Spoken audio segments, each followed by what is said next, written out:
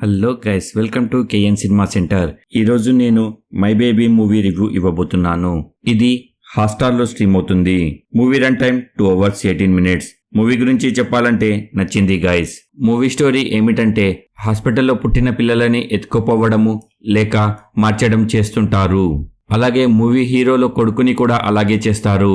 చివరికి దొరికాడా లేదా, చివరికి ఏం జరిగింది అన్నది మూవీలోనే చూడాలి. మైనస్ పాయింట్స్: సాంగ్స్ అయితే అంతగా నచ్చలేదు.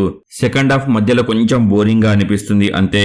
ప్లస్ పాయింట్స్: మూవీలో 3 యాక్షన్ సీన్స్ ఉన్నాయి, అవి బాగున్నాయి. ఇంకా మూవీలో హీరోయిన్ రోల్ తక్కువే ఉన్నా కానీ తన యాక్టింగ్ చాలా బాగుంది.